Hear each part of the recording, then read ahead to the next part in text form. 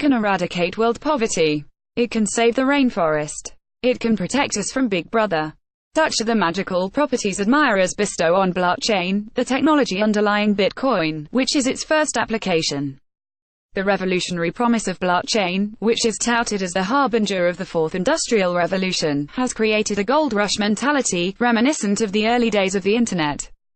The hype and the FOMO, fear of missing out, factor have led hundreds of companies to unveil so-called blockchain initiatives.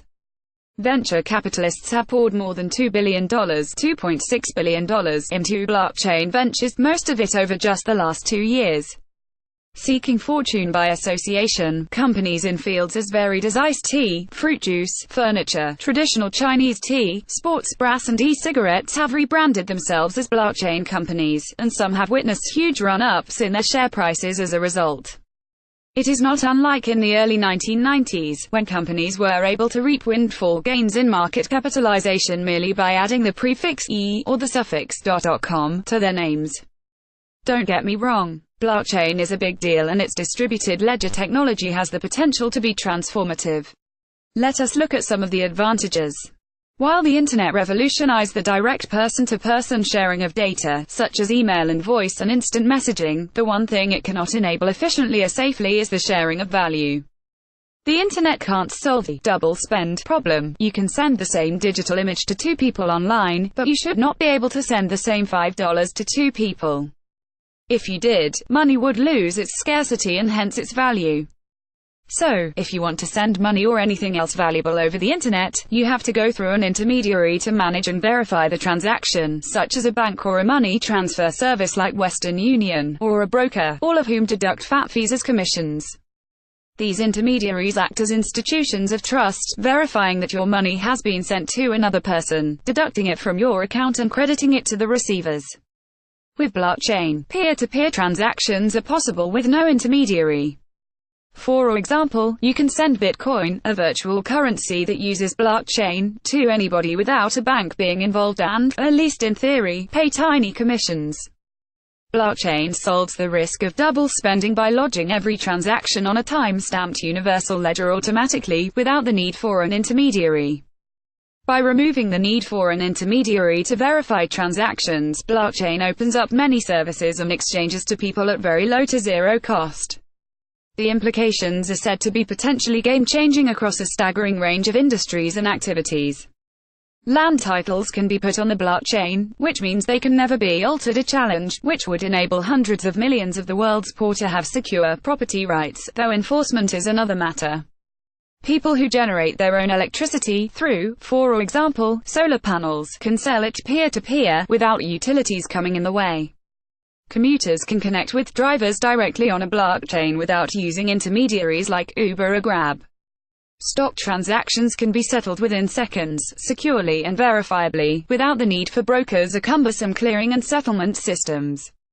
Valuables such as diamonds can be tracked. Individual diamonds can be given unique identities which are put on the blockchain. They can then be monitored as they are sold and resold, which prevents fraud or theft.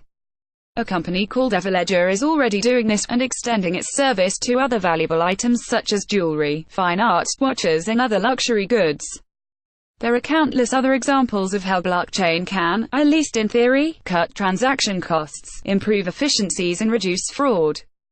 The blockchain also enables smart contracts, which are self-executing and secured by digital code. For example, if 2 parties agree to the terms of a contract, say, that a payment will be made when a certain item is delivered, the payment is automatically triggered the moment delivery takes place. The contract, which defines rules, obligations and penalties, is on the blockchain, time-stamped and cannot be altered, as if it were cast in stone. And so, blockchain evangelists tout it as the trust protocol, suggesting that it eliminates the need for trust. Strangers can easily transact with each other with no third parties.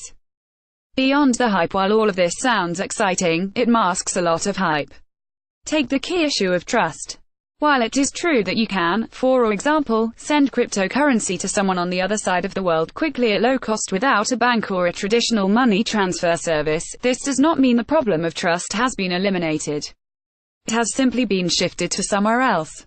To convert your dollars into Bitcoin or any other crypto, you need to go through a cryptocurrency exchange or some other third party. These exchanges can be, and have been, hacked, including the one-time granddaddy of them all, Mt. Gox. Your cryptocurrency wallet, which resides in your phone, can also be hacked. Would you trust an unregulated crypto exchange more than you trust your bank? You also have to trust the blockchain mining network, through which transactions are verified and cryptocurrencies generated. In theory, the blockchain is decentralized on millions of computers spread across the world, which makes it safe from Big Brother centralized control, which was claimed to be one of its big advantages. In reality, however, most miners are merged into pools or cartels so they can enjoy economies of scale in computing power and share income. About 80% of the pools are in one country, China. The top 4 mining pools in the world control more than half of all computing power. This makes blockchain much less safe from manipulation than a truly decentralized mining network. Nor are transactors in the blockchain anonymous. Rather, they are pseudonymous, identified by electronic addresses.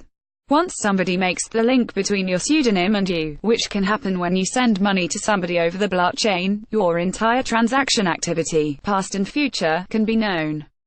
Such financial transparency is not what many individuals or companies would want. Any data entered into a blockchain is also subject to human error. In the end, you do have to trust humans. Blockchain is misused. There are also signs that blockchain technology is being adopted for its own sake, even though it does not solve the problem it purports to solve. In other words, it is being misused. Take the case of Kodak, which on January 31st, will launch a scheme that will supposedly make life easier for the world's photographers. In partnership with a company called When Digital, it will create a photo-centric cryptocurrency on the blockchain which it claims will empower photographers and agencies to take greater control in image rights management. It is an intriguing idea. Currently, you can download and use thousands of photos off the internet that have no ownership rights. So the photographers who took those photos do not get compensated. Kodak's new system, called the Kodakone blockchain, will create an immutable digital ledger for rights ownership for photographers. They upload their photos to the system, and are given the rights to license them. So every photo can be tracked, and if somebody uses a photo, the photographer gets paid instantly.